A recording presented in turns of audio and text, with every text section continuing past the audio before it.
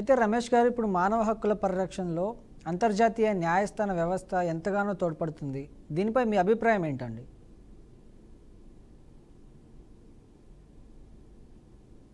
అంతర్జాతీయంగా మనం మానవ పరిరక్షణకు 1600 సంవత్సరం నుంచే కొంతమంది న్యాయ కోవిదులు ఈ అంతర్జాతీయ న్యాయ చట్టం అనేది ఉండాలని చెప్పి చట్టానికి ఎన్నోసార్లు ప్రయత్నం చేశారు. చట్ట రూపకల్పన ఇంటర్నేషనల్ లా రికమెండేషన్స్ కూడా చేశారు. బట్ అవి ఇంకా ఇంప్లిమెంట్ కావట్లేదు. ముఖ్యంగా మన యూఎన్ఓలో ఉన్న ప్రాబ్లమ్స్, తర్వాత సెక్యూరిటీ కౌన్సిల్లో ఉన్న లిమిటేషన్స్ వలన మన చట్టాలన్నీ కూడా అంతర్జాతీయ స్థాయిలో ఒక అంతర్జాతీయ న్యాయ చట్టాలకి అనుగుణంగా ఇంటర్నేషనల్ కోర్ట్ ఆఫ్ జస్టిస్ ఒకవేళ ఏదైనా యుద్ధాన్ని ఆపండి అంటే ఆపే పరిస్థితిలో మన చట్టాల రూపకల్పన అనేది ఇంకా జరగలేదు. ఆ స్థాయిలో రూపకల్పన జరిగితే ఈ యుద్ధాల దేశాలకి ఖండాలకి మధ్యలో యుద్ధాలు జరగకుండా పరిష్కార మార్గంలో ఆర్బిట్రేషన్ పద్ధతిలో సంప్రదింపుల మార్గాన ఇవి పరిష్కారం అవటానికి మానవాళి అంతా ప్రపంచవ్యాప్తంగా సుఖంగా ఉండడానికి అవకాశం ఏర్పడుతుంది. దానికి అన్ని దేశాల వాళ్ళు కృషి చేయాలి. ఆ కృషి జరుగుతోంది, కాకపోతే జరగవలసిన స్థాయిలో జరగట్లేదు. ఓకే రమేష్ గారు, కాలర్ అయితే ఉన్నారు అశోక్ కుమార్ గారు వరంగల్ నుంచి. అశోక్ కుమార్ గారు నమస్కారం అండి. అశోక్ కుమార్ గారు నమస్కారం. నమస్తే సార్. నమస్తే, చెప్పండి సమస్య ఏంటండి? సార్ మా సమస్య ఏం లేదు సార్. అమ్మమ్మ వాళ్ళది మా ఆస్తి ఉన్నది సార్. అలా 83 గజాలు వస్తుంది. నాకు ఇయ్యనంటారు. దానికి ఏం చేయాలి? దానికి ఏం పేపర్స్ పెట్టాలి? మా అమ్మ ఆల్రెడీ చనిపోయి 3 ఏళ్ళు అయింది. ఓకే, ఇప్పుడు ఏం పెట్టాలి దానికి? మీ అమ్మమ్మ వాళ్ళదా ఇప్పుడు అది? మా అమ్మమ్మ వాళ్ళది. అయితే రమేష్ గారు సార్, ఇద్దరు అన్నలు చనిపోయింది. మీ మామయ్య వాళ్ళు ఎవరైనా ఉన్నారా? అంటే అమ్మమ్మ తరపు బంధువులు? మేనమామ లేదు సార్. ఇద్దరు ఆడపిల్లలు. అయితే మా పెద్దమ్మ చనిపోయింది, మా అమ్మ కూడా చనిపోయింది, మా నాన్న కూడా చనిపోయింది. ఇప్పుడు ఎవరున్నారు ఆ భూమిలో? ఎవరు దాన్ని యూజ్ చేసుకుంటున్నారు? ఆ భూమిలో ఇప్పుడు ఎవరు లేరు. మీ 4 అన్నదమ్ములు అయితే 2 అన్నదమ్ములు చనిపోయారు. అయితే ఇప్పుడు ఇంకో అన్న ఏమంటారంటే నేను తర్వాత ఇస్తా. అయితే నేను ఇప్పుడు బయట ప్రస్తుతానికి కిరాయికి ఉంటాను. దాని గురించి నేనేం ప్రాసెస్ చేయాలి, ఎట్లా? ఓకే, అయితే రమేష్ గారు ఇప్పుడు 83 గజాలు భూమి ఉందంట వాళ్ళ అమ్మమ్మ వాళ్ళది. కాకపోతే వీళ్ళ అమ్మమ్మ అంటే అమ్మలు చనిపోయారంట, అండ్ వాళ్ళ పెద్దమ్మ గారు కూడా చనిపోయారంట. వీళ్ళు 4 ఉన్నారు. దాన్ని ఎలా మనం పంచుకోవాలి, లేకపోతే దాన్ని ఎలా రాబట్టాలి అని చెప్పేసి అడుగుతున్నారు. పార్టిషన్ సూట్ ఫైల్ చేసి పార్టిషన్ సూట్ ద్వారా మీకు రావాల్సిన ఎంతమంది వారసులు ఉంటే అంత మంది వారసులకి ఈక్వల్ రైట్ వస్తుంది. అది అందరూ కలిసి పార్టిషన్ డీడ్ రిజిస్ట్రేషన్ చేసుకోవచ్చు. లేకపోతే ఎవరైనా సహకరించకుండా పార్టిషన్కి ఒప్పుకోకపోతే కోర్టులో మీతో పాటు ఎవరైతే ఈక్వల్ బెనిఫిషియరీస్ ఉన్నారో వాళ్ళ మీద పార్టిషన్ దావా వేస్తే కోర్టు పార్టిషన్ చేసి మీ భాగం మీకు పంచిస్తుంది. ఓకే, విన్నారుగా అశోక్ గారు? ఓకే, అయితే రమేష్ గారు, ఈ అంతర్జాతీయ న్యాయ వ్యవస్థను బలపరిచేందుకు ప్రజలు ప్రభుత్వాలు తీసుకోవాల్సిన చర్యలు ఏమైనా ఉన్నాయంటారా?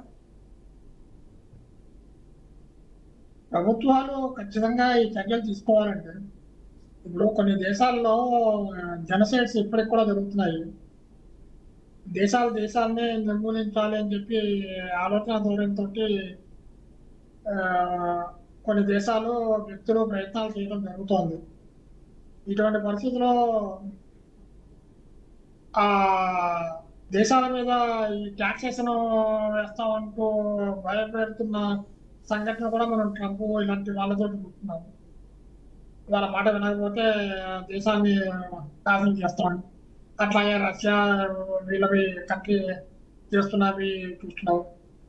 ఈ ప్రాబ్లమ్స్ అన్ని సాల్వ్ అవ్వాలంటే ఖచ్చితంగా international court of justice monitor చేసి ఆ యుద్ధాలు ఆపే స్థాయికి అన్ని దేశాలు కూడా యుఎన్ఓలో, యుఎన్ సెక్యూరిటీ కౌన్సిల్లో కూడా మార్పులు తీసుకొచ్చి ఈ వీటో పవర్ అనేది తీసేసి అందరూ కలిసి మెజార్టీ నిర్ణయానికి కట్టుబడి ఉండేట్టుగా మార్పులు అనేది జరగడానికి మనం అందరం కృషి చేయాల్సిన అవసరం అయితే ఎంతైనా ఉంది.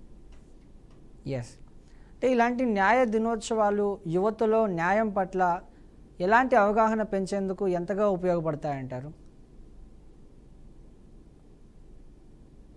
ఇప్పుడు ప్రతి మానవుడు స్వేచ్ఛగా బతకాలి, తమ హక్కులతో తమ న్యాయ పరిధిలో తమ బాధ్యతతోటి తమ హక్కుల్ని కాపాడుకుంటూ బతకాలి అంటే దానికి అవగాహన కోసం అని చెప్పి ఈ న్యాయ దినోత్సవాలు ఉపయోగపడతాయి. ఈవెన్ ఒక న్యాయవాది అనే కాదు, సామాన్య మానవుడి గురించి కూడా తనకు ఏ హక్కులు ఉన్నాయి, ఆ హక్కుల పరిరక్షణతో తను బతుకుతున్నాడా లేదా, ఒకవేళ ఏమైనా హక్కుల భంగం కలుగుతుందా లేదా, ఈ భంగం అంటే ఏమిటి, ఏ విధంగా భంగం జరుగుతుంది, ఆ భంగం జరిగినప్పుడు ఏ విధంగా తను తన హక్కుల కోసం ఎవరిని ఎలా కాంటాక్ట్ చేయాలి, ఏ విధంగా పరిరక్షించుకోవాలి అనేది అవగాహన కల్పించడానికి ఈ న్యాయ దినోత్సవం అనేది ఉపయోగపడుతుంది. అది యువకులకే కాదు, అందరికీ సామాన్య కుటుంబం వ్యక్తులకు కూడా ఉపయోగపడుతుంది. అంటే న్యాయం ఆలస్యం అవ్వడం కూడా అన్యాయమే అని అంటూ ఉంటారు. ఈ వాక్యాన్ని అంతర్జాతీయ స్థాయిలో ఎలా చూస్తారు సార్? ఇప్పుడు ఈ మ్యాక్సిమం డిలే అనేది ఒకప్పుడు జనరేషన్స్ గడిచిపోతూ ఉంటుంది. ఆ డిలే ఎంత అనేది మనం చెప్పలేము. కానీ మన దేశంలో న్యాయ వ్యవస్థలో విపరీతమైన జాప్యం అనేది ఉంది. కానీ అంతర్జాతీయ స్థాయిలో మాత్రం international court of justice, international criminal courts లో మాత్రం కేసెస్ డిస్పోజ్ అయినవి ఈ రోజు నేను స్టడీ చేస్తే 3-4 సంవత్సరాలు డిస్పోజ్ అవుతుంది. కానీ మన దేశంలో ఈ న్యాయం అనేది ఆలస్యం అవ్వడానికి కారణం వ్యవస్థలో లోపం ఉంది. ఎప్పుడు కూడా మనం న్యాయ వ్యవస్థ మాత్రమే ఈ లోపాల బాధ్యత అని చెప్పడానికి లేదు. ఎందుకు అంటే ఒక కక్షిదారుడేమో డిలే చేయాలనుకుంటాడు, ఒకడేమో బాధితుడేమో తొందరగా పూర్తవ్వాలనుకుంటాడు. ఈ ఇద్దరి మధ్యలో జడ్జి కొంత సమయం ఇవ్వక తప్పని పరిస్థితి వచ్చి ఇద్దరికి సంపూర్ణమైన హక్కుల పరిరక్షణ కోసం అని చెప్పి ప్రతి స్టేజ్లో టైం ఎక్కువ ఇచ్చేసరికి ఈ డిలే అనేది జరుగుతూ ఉంటుంది. దీనికి ఇద్దరు బాధ్యత వహించాల్సి వస్తుంది. ఈవెన్ అడ్వకేట్స్ కూడా కోర్టుకి కోఆపరేట్ చేసి తొందరగా డిస్పోజ్ అవ్వడానికి ప్రయత్నం చేయాలి. కాకపోతే ఆ కక్షిదారుడికి అంటే క్లయింట్కి చెప్పినట్టు అడ్వకేట్ కోఆపరేట్ చేయాలి కాబట్టి ఆ డిలే ప్రాసెస్ అనేది జరుగుతూ ఉంటుంది. అంటే ప్రపంచంలో అన్ని దేశాల్లో సంఖ్యలో కోర్టు సంఖ్య కూడా పెరగాల్సిన అవసరం కూడా చాలా ఉంది. అంటే ప్రపంచ దేశంలో అన్ని దేశాల్లో ఈ న్యాయ వ్యూహం అనేది సమానంగా ఉండకపోవడం వల్లే ఎవరి న్యాయం ఎవరి వరకు పరిమితం అవుతుందని అనిపించట్లేదా అండి? కరెక్టే అండి. ఇప్పుడు కొన్ని ఇస్లామిక్ కంట్రీస్ ఉన్నాయి, వాళ్ళు షరియత్ చట్టాలు ఫాలో అవుతారు. కొంత మన పాకిస్తాన్ లాంటి వాళ్ళు మిలిటరీ రూల్స్ ఫాలో అవుతారు. ఇలాంటి రకరకాల దేశాల్లో రకరకాల చట్టాలు ఉండటం వల్ల వాళ్ళ చట్ట పరిధిలో వాళ్ళు చేస్తా ఉంటారు. ఇప్పుడు మన ఈ తను ఒక మన కుల్భూషణ్ సింగ్ యాదవ్ అని చెప్పి మన నేవల్ ఆఫీసర్, అతను పట్టుకున్నారు పాకిస్తాన్ వాళ్ళు, బలూచిస్తాన్ లో పట్టుకుని అతనికి ఉరిశిక్ష వేశారు. వేస్తే దాన్ని international criminal court of justice లో, తర్వాత ఇంటర్నేషనల్ కోర్ట్ ఆఫ్ జస్టిస్ లో రెండిట్లో కూడా మన వాళ్ళు అప్పీల్ చేసి ఇండియన్ గవర్నమెంట్ స్టే తీసుకున్నారు. ఆ స్టే అయితే ఇంప్లిమెంట్ అయ్యింది. కాకపోతే ఇప్పటికి కూడా అతను పాకిస్తాన్ జైల్లోనే మొగుతున్నాడు, రిలీజ్ కాలేదు.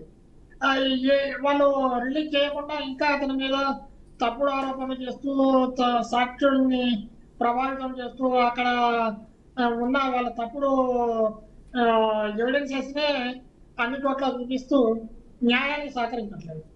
ఇట్లా అక్కడ దేశాల్లో ఉన్న న్యాయానికి అతీతంగా వాళ్ళు వ్యవహరిస్తున్న తీరు వలన కొంతమందికి అన్యాయం జరుగుతుంది. కొన్ని దేశాల్లో ఈవెన్ మర్డర్ చేసిన వాళ్ళకు కూడా పైసలు ఇస్తే వదిలేస్తామనే చట్టాలు కూడా అక్కడ చట్ట పరిధిలో ఉన్నాయి. ఇలా రకరకాల డిఫరెన్సెస్ వల్ల కూడా న్యాయం అనేది సరిగా జరగట్లేదు. ఓకే.